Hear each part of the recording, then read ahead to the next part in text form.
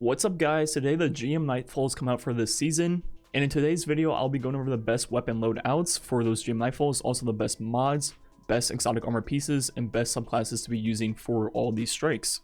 Also a quick disclaimer, this will just be builds for GM Nightfalls in general and not be a specific guide for any of the individual 6 strikes. One thing I want to say before we go ahead and begin is if you have a build that worked for you in 1080s or even GMs last season, I would definitely recommend sticking with that if you're not worried about doing it quickly or efficiently, because in these GM Nightfalls where you're going to be 25 light under, it's going to be very important to be comfortable with what you're using. So if there is a build that works for you and has worked for you in the past, I would definitely recommend using that. But maybe as you get a little bit more comfortable with the GM Nightfalls, you can try to use some of these builds in this video. So first, starting off with weapon loadouts, there will be 3 in this video. The first 2 will be kind of like the basic beginner ones, and the third one will be an all-out, like a super aggressive, very advanced build. So the first build will be one that one person on your team will be using pretty much no matter what you're doing in every single GM, and that'll be the Divinity build. Obviously, Divinity will debuff any enemy in the game from range, which will give your teammates 30% more damage and also make it easier to hit them by creating that huge crest around them, which all counts towards their crit. So if you're the Divinity player on your team, you'll pretty much be using it on every single champion in the game. That way your teammates can kill them from range very easily and not miss their shots, and also get that 30% debuff. So pretty much in this example, I just use it on both of these anti-barrier champions, and my teammates easily one-shot them with Izzegis Burden. Obviously in GMs they won't be one-shot, but that is the idea behind this. Then you will also be the main way to stun overload champions, especially at range, so that would be the second use of Divinity. Also, if you're the person using Divinity, usually you are also the unstoppable round person. So this season you can use something like a hand cannon or even a pulse rifle. I recommend a hand cannon because in my experience, the pulse rifle is very touchy and sometimes it doesn't work. So I definitely recommend a hand cannon for that because it's very consistent. Just make sure to reload and it's the first shot of your magazine, and it usually works every single time. And obviously this is pretty straightforward, but all you have to do is stop the unstoppable champion, then you use your Divinity to debuff them, then your teammates kill them. Then to finish off that weapon loadout, you're going to be using pretty much any machine gun you want for ad clear. This season you could also use something like Wendigo GL3, but pretty much coordinate between your teammates which heavy you're using because of match game. And that is it for the first weapon loadout that one person on your team should be using. Now moving on to the second weapon loadout for this video, it will be Ehroar's Vow, which will be the safest anti-barrier weapon in the game, which has a catalyst that gives it auto-loading holster. So it's going to be very easy to pop out and break anti-barrier shields from range. And that's pretty much going to be your role on the team if you're using this build. You pretty much just do damage with whatever towards the champions, and once they put up their shield, you go ahead and destroy it very easily. Then you can either continue shooting them with Ehroar's Vow or swap back over to your heavy weapon and finish them off with that. But your main goal with this build is just to break the shields whenever they go up. And since this is your main special weapon, you'll also be using it on the other champions too. So whenever one of your teammates disrupt overload champion, you can also use your Vow on them. And you just want to make sure you're using special finisher quite often, that way you don't run out of ammo. With this build for primaries, I recommend using something with range. So for example, a pulse rifle. You could also use unstoppable burst if you want to help out with your Divinity user, or you can use something like an AR with anti-barrier rounds just in case if you are low on ammo. But I definitely recommend a range primary. Then once again, you can pretty much use whatever heavy, just coordinate with your teammates. So those were the 2 beginner builds that are going to be very safe and very consistent. But now this is going to be the advanced, pretty much full out build. This is going to be using Izzegis Burden, and as we all know, Izzegis Burden is one of the highest dealing damage weapons in the game per shot. So the idea behind this build is your Divinity user debuffs the champions from range, and you just one-shot them with Izzegis Burden. But obviously in a GM Nightfall, you're going to be 25 light under, so 2 Izzegis shots from you and your teammate on a champion will not kill them. So this is where your energy weapon comes into play. We'll be using the Izzegis SMG with Disruption Break, which is breaking an enemy shield with this weapon makes them more vulnerable to kinetic damage for a brief period. And pretty much how this perk works is normally if we shoot at a crit of an enemy, we hit 59,000 in the tribute hole. Now if we go ahead and break the shield with Disruption Break, it goes up to 89,000, which is going to be a 50% increase for 5 seconds. And not only does that work for you, it works for all of your teammates. You just have to be the one to break the shield. So pretty much how this works now is you'll shoot at barrier champions and pretty much just bait out their shield.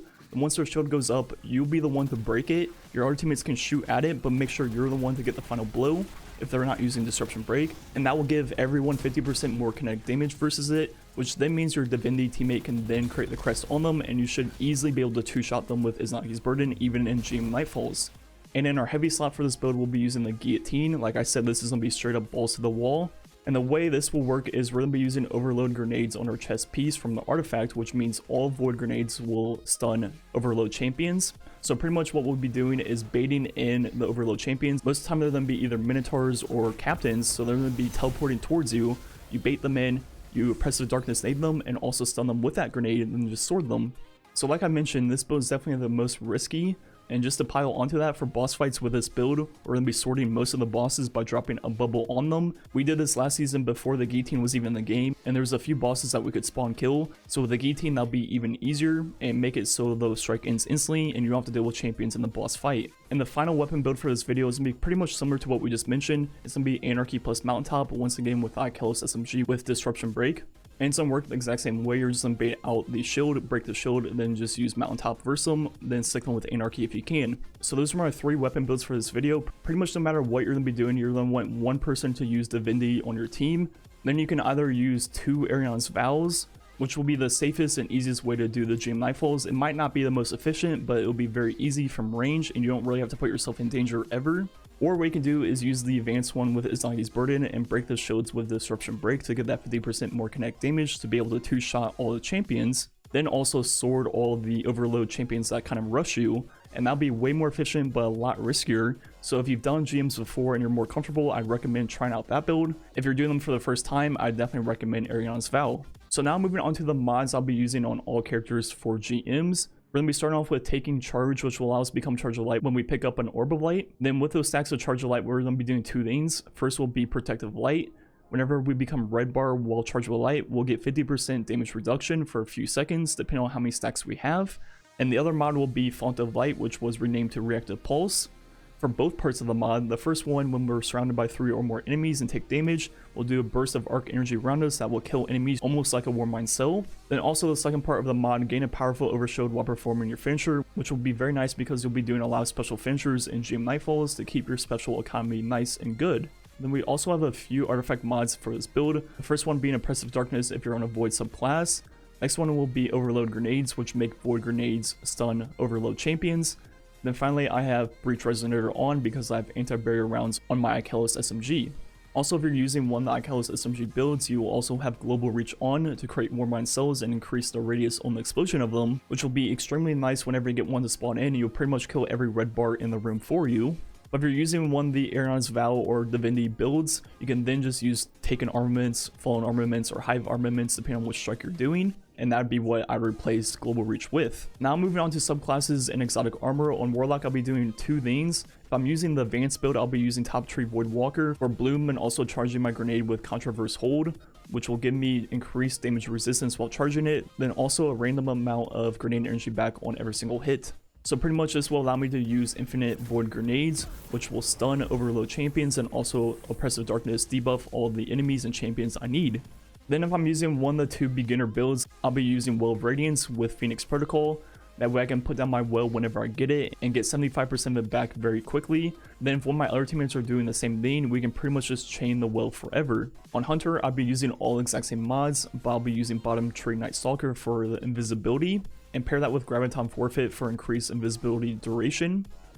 Pretty much the whole point of this build is to be like the rescue on the team whenever someone goes down and you have to get a revive, or if you need to get past enemies that you don't necessarily need to kill, you can invis all of your teammates and walk past them and pretty much skip different portions of strikes that you don't actually need to be doing. And finally on Titan, once again the same mods, we'll be using Top Tree Sentinel for Word of Dawn, which will help for boss fights. We can pretty much sword most bosses in the game. Then our exotic to pair with that will be Helm of Saint 14 to blind enemies that walk inside our bubble, then also provide Blessing of Light for people that walk outside of the bubble, which will help keep you alive in boss fights and also just whenever you pop it in the middle of this strike. Anyways, that's gonna be all my weapon loadouts, mods, and also subclasses I'm gonna be using in GM Nightfalls. I'm really looking forward to using the Izzegis Burden, Disruption Break, Izzegis, and also the sword and seeing how efficient that is. It's definitely gonna be very risky, but if you're comfortable in GM Nightfalls and you did them last season, I think it might be the most efficient way to actually kill all the champions and get platinum rewards. So I'm definitely looking forward to trying that out. And yeah, these are my general builds I'll be using in GMs this season. If you have any other builds that work for you, feel free to comment them below and help out your fellow guardians. I might also make guides for each individual GM this season every week when they come out. which might include some slight changes to these builds for each specific strike, and also just tips and tricks on how to play in different encounters in the strike, and also maybe like the best way to do the boss. Anyways, I think that's me it for the video. Thanks for watching. Catch you guys next time.